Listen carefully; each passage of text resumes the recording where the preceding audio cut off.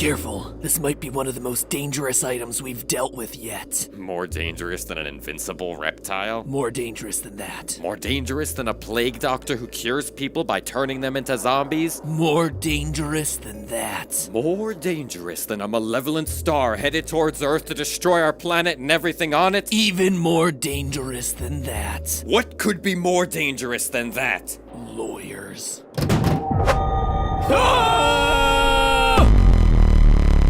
Hello, Internet! Welcome to Game Theory, the show that usually starts with a signature Game Theory cheesy joke, trademark. But today we're skipping all that and going straight to Matt Pat's serious time, trademark, to talk about what exactly a trademark actually means and why it's threatening a whole bunch of gamers, and maybe worse, a whole bunch of game developers, and even worse, the entirety of the internet. And like our very own James Bond mystery, this theory has taken us all the way up to the icy depths of Soviet Russia. Sorry, nope, not the 70s anymore, it just takes us to regular present-day Russian Federation. Now, if you haven't heard the story yet, well, it means that you don't watch Markiplier, considering he's been one of the only big voices bringing attention to the issue, which is a shame because it's a story that needs to get out there for the benefit of hundreds of creators and the people who love what they do. So that's my goal today, to catch you up on what's going on, give a deeper dive into all the legal stuff that Mark left out of his video, and ultimately spread the word about a horror story that's much more real, much more scary, much more dangerous than the bulk of SCP's library of fictional monsters. If you're unfamiliar, the SCP Foundation is a massive, collaborative, community-driven creative writing project that lives at scpwiki.net. It might not look flashy on the outside, but it's a place for writers of all kinds to catalog the fantastic and sometimes frightening entities that are captured by the fictional SCP Foundation. The letters SCP standing for Secure, Contain, and Protect, the mission of this fake organization. It's like a group of people who are collectively writing the book Fantastic Beasts and Where to Find Them, but instead of, cute fantasy creatures, they're all nightmarish horror monsters embodying our deepest fears and insecurities. It's like if Tim Burton created Pokemon. The collection of stories at scpwiki.net has also served as the basis for tons of indie horror games that you might know. SCP Containment Breach is a favorite among Let's Players. SCP Blackout is a VR horror game. I mean, we just spent 3 weeks covering Boneworks and Duck Season, right? Well,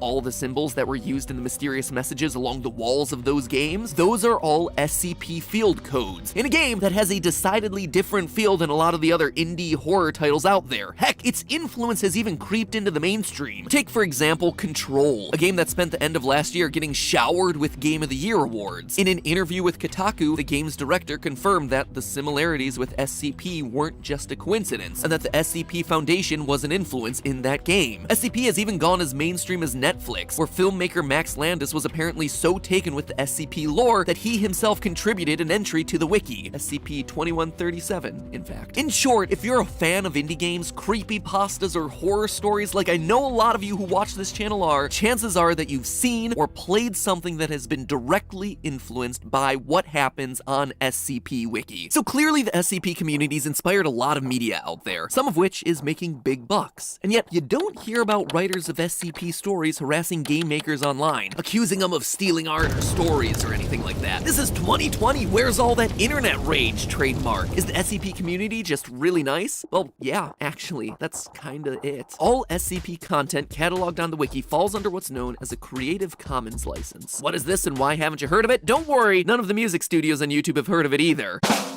SCP's Creative Commons license says essentially this. 1. You are free to create and sell any works that you created based on SCP. That's how so many game developers and artists are able to create derivative works. You never have to pay a licensing fee. You can just pick up a character or a storyline and create something new with it. In order to use SCP stuff though, you also need to 2. Give proper attribution to the SCP wiki and to the author of the entry or entries that you're basing it on. So give credit to the original artist. And finally, 1, I mean technically it's 3, but according to my script, it's 1 because the bullet points got all off. It means I just have to read what's on the script, right? Can't fix the bullet points or anything like that. Like the SCP Wiki, you add the Creative Commons Attribution Share-alike 3.0 license, or CC BY-SA for short, to your own work. This essentially means that you're giving other people the ability to copy your work or create derivative works, provided that they give you proper attribution and distribute your work under the same license. Basically, this all amounts to a pay-it-forward creative mentality. Hey, you were inspired by my stuff and that is totally cool. Heck, you might have even made some money off of it. But now, just make sure that you let the next person be inspired by your work. Now, maybe it's not the perfect system for every instance, but it's worked for SCP since 2008, which is like a century in internet time. Recently, however, a guy over in Russia has been threatening the system using some odd tactics and has slowly been starting to extort legitimate SCP members. He's successfully managed to take down sellers of SCP merchandise in Russia. He's successfully taken down the official social media page for the SCP Foundation Wiki's Russian branch, and now he's moved on to the Russian section of the wiki itself, demanding the page be handed over to him so he can take it apart and use it to sell his own merch. Yikes, with selling tactics like that, even Jake Paul could take some lessons from this guy. Buy that merch. Now, how the heck is this happening? Is he just some kind of master internet pirate or some super hacker operating in secret? Turns out no. Turns out he's just a guy who understands Russian legal loopholes really well. Yeah, I know. I wish it were something cooler too. I see him burrowed in some bunker somewhere with one of those chunky hacker laptops, typing things really fast like they do in the movies. But no, he's literally just a bureaucrat, someone who's using the system to his advantage. Last year, he applied to the Eurasian Customs Union for both the trademark of the SCP Foundation logo and the name of it within Russia, even though he's not affiliated with it at all and didn't create either one of those. And somehow, he was granted the trademarks. According to SCP Master Admin John Beatty, quote, "These actions threaten not only the Russian wiki, but every SCP branch, writer, and fan around the world," end quote. So how does this happen? How did this guy manage to register the copyright for a massive community project that he had no hand in creating, and why would you trademark something that you can use for free anyway? Well, maybe the more basic question before getting into either of those is to make sure that everyone knows the difference between trademark and copyright. Copyright is protection of intellectual works, including books, plays, music, videos, illustrations. Pretty much anything that you can create and legally own is automatically covered by copyright. That drawing that you just posted to Twitter, copyrighted. That tour of what you keep in your refrigerator that you just uploaded to YouTube, copyrighted. Whatever this is, copyrighted. By the way, welcome back, Poods. I'm glad you're back. I don't know what the current memes are. Last episode, I literally used one of the skeleton memes because that's as hip and recent as I get. Cool thing about copyright, there's no need to go and register your work with some government office. You can, if you want, but you usually only do that if someone is infringing on your copyright and you're gonna go smack them down in court. Trademark, on the other hand, refers to branding. Not the words in the book or the songs in the album, just the name of the book on the cover or the band's logo that appears on the poster. Trademarks have to be specific to your brand and specific to your industry. McDonald's and the Golden Arches logo are obviously trademarked by McDonald's, but specific to the food category, right? So you could still be McDonald's the music label, or you could trademark McDonald's the book publishing company, for instance. The battle between the SCP Foundation and our Russian saboteur is over trademark and not copyright, which unfortunately makes it tougher to sort out. Even though the stuff that's trademarked is usually tiny, a logo, a catchphrase, compared to something like a whole book or a whole movie. In the case of copyright, most countries have agreements that respect the copyright of people in other countries. For instance, as of 2006, Russia agreed to comply with the Agreement on Trade-Related Aspects of Intellectual Property Rights, or TRIPS, for those of us who don't speak bureaucracy-ese. It's an international agreement to respect copyrights of anyone within the World Trade Organization countries. That said, countries like Russia and China infamously struggle to actually enforce the laws that they put in place around intellectual property, which is why you see a lot of those counterfeit iPhones coming out of China, and all of those Dolce and banana bags. These countries are just massive, and officials within them aren't always operating above board. GAN, a company that specializes in investigating businesses for any shady dealings, released a general report on Russian legal corruption in 2018. In their report, companies operating in Russia note that, quote, public procurement sector in Russia, you know, the ones that deal with business licenses and things like trademarks, carry high corruption risks. Bribes, kickbacks, and other irregular payments are often exchanged to obtain public contracts and licenses. Companies report favoritism in decisions of government officials, and public funds are frequently diverted due to corruption. End quote. Wow, that is like a 2-star Yelp review. And believe it or not, the other sectors of government that they report on actually rate worse. Seriously. So the SCP is already up against a pretty rough system from the start. Add to that the problem that trademarks are especially slippery when you cross country borders. They're territory specific, which means that your trademark usually only works in your country or continent. For example, you'll find no Burger King signs in Australia. That's because when Burger King expanded into Australia in the 1970s, they found that the trademark for Burger King had already been registered by an Australian company. So instead, they had to brand their Australian restaurants as Hungry Jack's. Sure, they can still advertise themselves as home of the Whopper. Whopper is trademarked as their burger. They just can't call themselves Burger King because someone had it in that territory first. Countries like China and Russia are strong first to file countries, which means that basically if you don't register your trademark trademark there first, they can legally sell your exact trademark, like your actual logo or name or whatever, to someone else. This appears to be what's happening in the case of SCP, but it's far from the first example. In 2002, a Russian company started under the name of Starbucks and was able to get the rights to the Starbucks trademark after persuading the Russian patent agency that the name should be auctioned off. And yes, this Russian firm also copyrighted the classic mermaid Starbucks logo, which they did not create. What ensued was a multi-year legal battle that finally came to an end in 2005 when the Seattle coffee chain finally convinced the Russian courts to uncancel the trademark that they had registered in 1997, reverting the sale that had allowed a Russian company to lay claim to their brand for 3 years. This also happens in countries like China all the time. A number of articles have surfaced over the last several years about how trademark theft is on the rise in China, but the best US lawyers can do for companies whose logos or names get ripped off is literally to tell them to try and buy back their own name and trademark from the company who stole it. It would be like Vsauce having to buy back the name Vsauce from some random person in Russia because he didn't think to preemptively register his name there, or it took him too long to use it. While to our sensibilities that might seem ridiculous, it actually is all totally legal in first-to-file countries. What's happening with SCP isn't necessarily breaking trademark laws. Selling that trademark to some random guy was potentially legal because, well, that's just the way that Russian law is set up. So, is that it? Just a really sucky ending for this group who's sharing their work with the whole world? Does the SCP have to somehow buy back their own trademark or be forced to operate under a totally separate name in Russia? Well, maybe not. While our Russian saboteur here may not get snagged on trademark issues in Russia, we've also been talking this whole time about copyright. You'll remember from the beginning that the entire SCP wiki, all the spin-off games, the pages, the stories, the artwork, all of it is governed by the Creative Commons license, requiring that anyone who uses SCP materials, artworks, or related materials gives credit to the community and also allows others to use those same works under the same license. That said, our Russian saboteur has reportedly been using his trademark as a lever to take down SCP works from other authors and block merchandise sales containing SCP artwork. Admittedly, it's a bit hard to authenticate some of those claims because the sites themselves have been taken down, but if he's blocking the use of SCP art and related works, he's actually violating the Creative Commons license that the SCP wiki was built on. Remember, he's allowed to sell SCP art himself, just like anyone else under the Creative Commons license, but if he's blocking other people's sale of that merch or publication of SCP materials, he's breaching the Creative Commons license. So in short, the TLDR here is he's not breaking trademark laws, he's breaking copyright laws. You can see how this case is pretty nuanced, but when you get down to the bottom of it, it's clear that there's a violation of legitimate SCP creators happening, if these reports are truly accurate. So what does this all mean if the SCP Foundation loses this battle? Well, for one thing, it means that the SCP Foundation, and everyone besides our Russian saboteur, loses the ability to use the SCP Foundation name and logo inside the Russian Federation. Note that the trademark only applies to Russia. Even with a Russian SCP trademark, there's nothing he can do to threaten the SCP Foundation outside of Russia. It also doesn't mean that our Russian saboteur can lay claim to the wiki itself because he has the SCP trademark but not the copyright over the content itself. At that point, the SCP could create their own separate Russian branch under a different name with a different logo, but let's hope it doesn't come down to it. But beyond SCP, there's actually a bigger issue happening here. This move sets a dangerous precedent for any Creative Commons work out there as long as this guy's able to block other creators in Russia. If someone can just take a piece of artwork that's currently under Creative Commons and trademark it, then that basically means Creative Commons provides no protection of that artwork. As soon as anything is created that has value, anyone can potentially lock it down by using that trademark loophole. So if this case isn't addressed properly, it seems to set up a kind of slippery slope that others can exploit for their own advantage. So the good news here is that you can go to court against trademark trolls and win, yes, even in Russia. The bad news is it's not easy. It takes time and, more importantly, money to pay the legal fees to defend that trademark, which is why it's so critical for SCP to be able to raise the funds to fight that legal battle. Luckily, it already looks like they have the funds that they need. The same community that came together to create an intricate and sprawling shared universe has also banded together to defend that shared universe against Russian trademark trolls. And I think that's the real story here. It can be easy to get upset about the world being full of selfish people people looking to cheat the system for their own good, but it's filled with a far greater number of people who are willing to come together to defend against the few bad apples who try to muck things up. It's a bummer that this thing had to happen, and in some ways it represents the worst parts of what we see online, but it's also revealed some of the best elements of being a part of an online community that's brought joy and entertainment to thousands of people. In the end, even if you're not an SCP member, this case is worth following and worth being educated about because Creative Commons licenses govern a lot of what you see on the websites that you use the most, including this one, so it's in our collective best interest to keep it as intact as possible. Fight on, SCP! I'm sorry that this time the thing that you have to secure, contain, and protect is your own right to exist. But hey, that's just a theory. A game theory! Thanks for watching.